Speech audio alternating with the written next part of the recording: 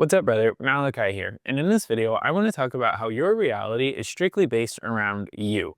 Because there's a quote that I live by, and I've been thinking about it a lot recently. So I wanted to be able to share it with you and articulate the importance, at least that I place on it within my life, to be able to help me create a reality that I am proud of. And that is, don't accept from the internal that which you don't want to accept from the external. Again, your reality is strictly based around you.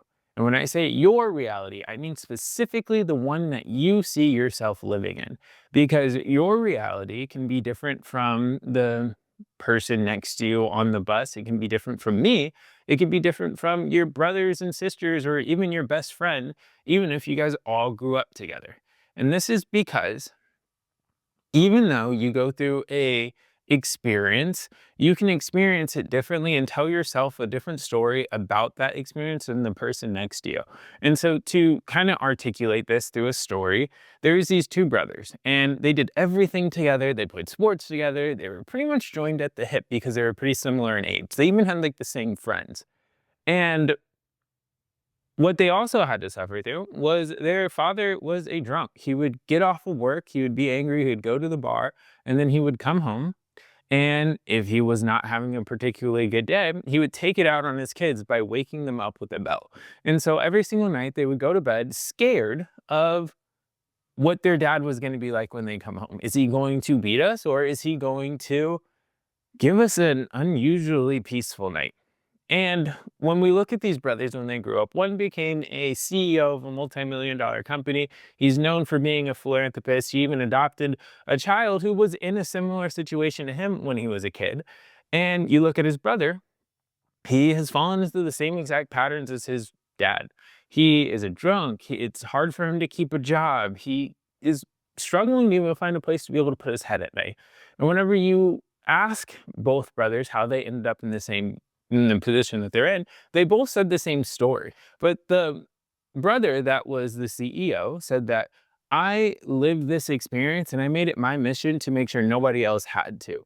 The other brother told himself a story that this is how I grew up and this is what my dad did. So I was destined to go down this road. What do you expect? And their outcomes changed because of the stories that they told themselves. And based on the stories that they told themselves, it gave them a role and they acted in alignment with that role.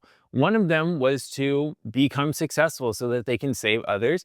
And that was the role that he lived out. And the other one was, well, my dad was a drunk. I used to be a drunk. And so that was the role that he lived out.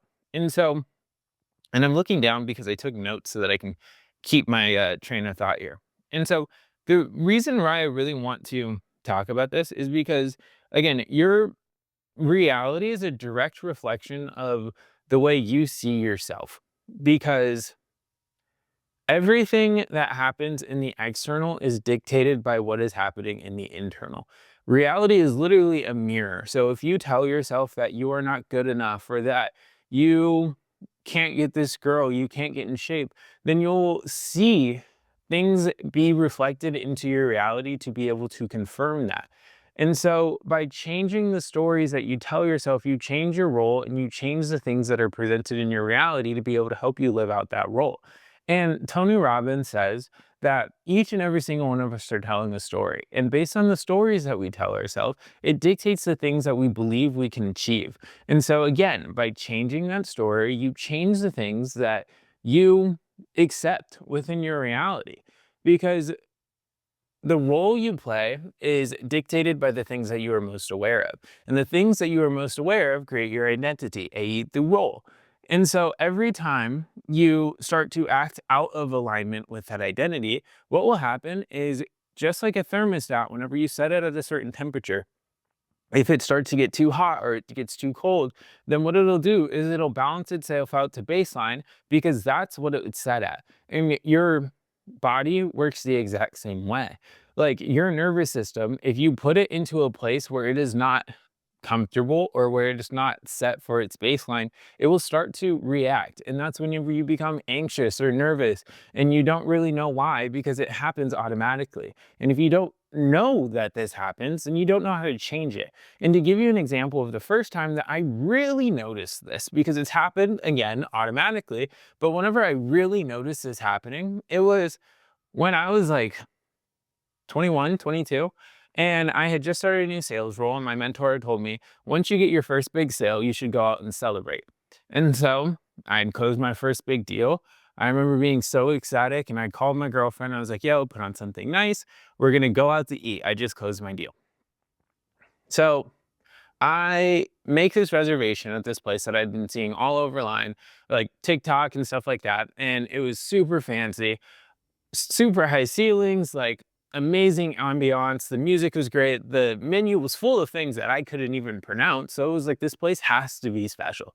We get there and I'm all dressed up. She's all dressed up. We're feeling really good when we walk in. And I remember coming up to the counter to check in and looking around and immediately just feeling anxious because I just didn't feel like I was in a place that I belonged. Everyone I looked at and saw was different than me. They were all a different race. And like I felt like other people noticed it as well. So I thought the people there also thought that I didn't belong. And so when we go down to sit at our table, I'm starting to feel extremely anxious and just paranoid that people are staring at me. And since I'm with my girl, I'm holding it in, trying to, just play it cool so that we can enjoy our night. The night ends and we got home, and as soon as we get in the Uber to leave, she's like, that was amazing. Like I had so much fun. And I remember just thinking like, how did you have that experience? And my experience was completely different. Like I felt like everyone there judged us. I felt like the waiter took forever to come over and serve us because of the way I looked. And it was just like all these different stories that I was telling myself in my head. And it wasn't until I went out to go eat with her family, and they had taken us to a place that was way nicer than where we went to. And her parents knew the owners, they just felt like they were extremely comfortable in this situation. And that's when I realized that like she grew up in that situation. I didn't really. And so whenever I got put into a situation that wasn't at what I was used to, my nervous system started to try and pull me back into what I was comfortable in by saying, you don't belong here. Like we should leave, go back to like what we're accustomed to. But because she grew up in this experience, like she was used to it. And then as I continuously put myself in positions where I was forced to be in fancier places, then I slowly started to become more comfortable because I realized that the person who I was in just being a person in general deserved to be in these rooms.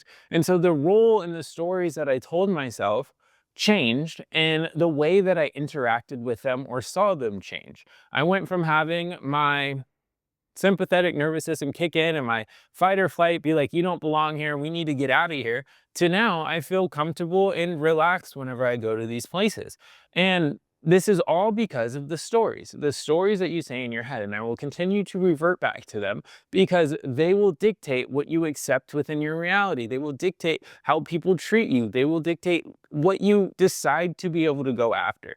Everything is based around the stories that you tell yourself in your head. And let me look at my notes here so I make sure I don't go too far off track here. But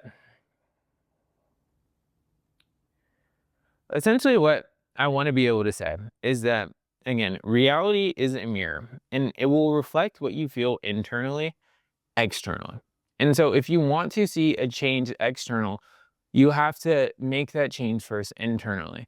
And there was this book that I recently read, and it was like, the way to make money is by having money. And it's like the most backwards title that I've ever read, but it also just tells you that for you to be able to be someone who attracts money, you have to be that person. Like you have to be somebody who's deserving of it or who believes that they can have it, because majority of people already are valuable enough to be able to make the amount of money that they want to make, but they don't allow themselves to because it doesn't align with the story that they tell themselves. And so you have to change your story so you can change the role that you play. And the easiest way for you to be able to do this is by applying what I call the creator lens. And so what the creator lens is, let's say that you've already gone through the creation process and now you know exactly how you want to be able to show up within the world, the stories that you want to tell yourself, like the things that you want to achieve, where you want to end up, and all of these things. And now you're in the middle of what I call the coordination process.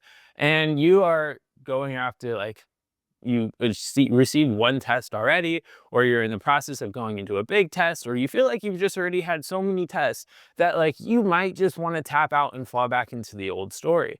What you do is you apply the creator lens. And what the creator lens does is it removes all other storylines or all other options. So no matter what happens, it aligns with the story that you want to tell yourself to be able to get to where you want to go. And that is whenever something that you think does not belong in your script happens, instead of you just labeling it as bad, what you should do is ask yourself, how can this be a blessing in disguise? Or is this a blessing in disguise? And if your immediate reaction is no, I want you to take a deep breath and ask yourself, how can I turn it into one? And then whatever you say, do that so that you can continue along the storyline that you choose. Because if you do not choose your reality will choose it for you. And that's something that most people don't enjoy.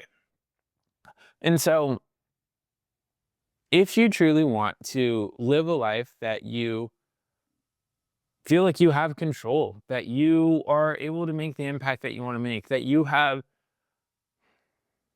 control over, again, like it's just like you have to change the stories that you tell yourself. And if you have any questions, of course my Instagram is going to be down below and you can reach out to me on Instagram. I respond to every single one of my DMs.